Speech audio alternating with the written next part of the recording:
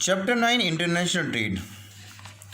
In this we have discussed about the history of international trade and the basis of international trade, and in the previous video I explained you about the important aspects of international trade. Today we will discuss the session with the types of international trade.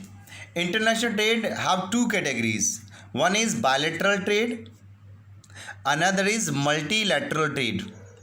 Bilateral trade is done by two countries with each other. In this, these countries enter into an agreement to trade specified commodities between each other. For example, when a country is agreed to trade some raw material with agreement to purchase some other specified items to the another country. This was happening in India before the independence. When British were ruling, we were exporting raw material to Britain and only finished goods were coming from Britain to India. This was bilateral trade. But now we have been entered into multilateral trade. This, as the term suggests, multilateral trade is conducted with the many trading countries. The same country can trade with a number of other countries. The country may also can give the status of most favored nation on some of the trading partner, as the status of most favored nations were given by India to Pakistan before the Pulwama attack. But after this, due to this relation which got strained, India snatched the status of most favored nation from Pakistan, and many restrictions have been imposed by increasing taxes. Next topic is case of free trade. This is act of opening up economies for trading is known as free trade or trade liberalization. This is done by bringing down trade barriers like tariff. Trade liberalization allows goods and services from everywhere to compete with the domestic product and services.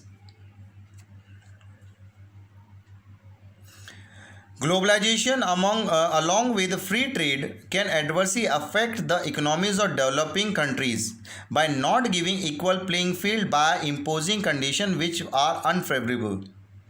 Due to globalization, most of the developing countries are suffering, as these developing nations have opened up their market for the developed countries, but still developed countries have imposed some restrictions for the import and export of goods to their own market.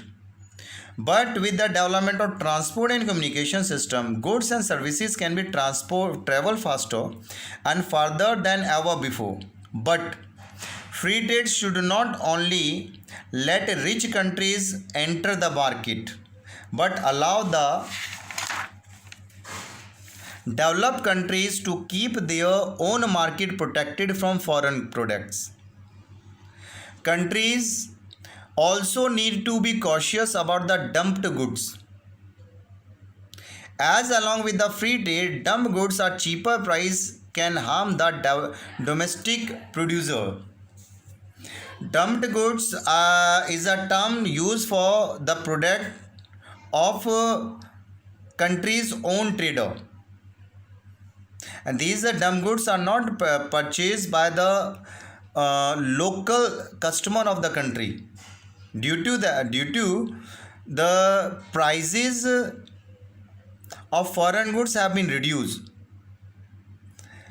Dumping became a very serious concern nowadays because of dumped goods. This is the practice of selling a commodity in two countries at a price that differ for reasons not related to cost is called dumping.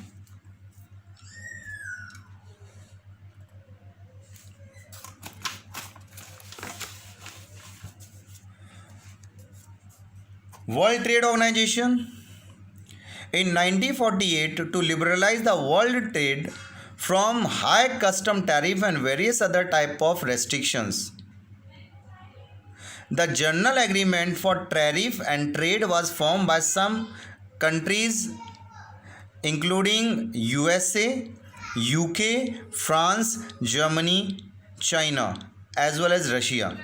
In 1994, it was decided by the member countries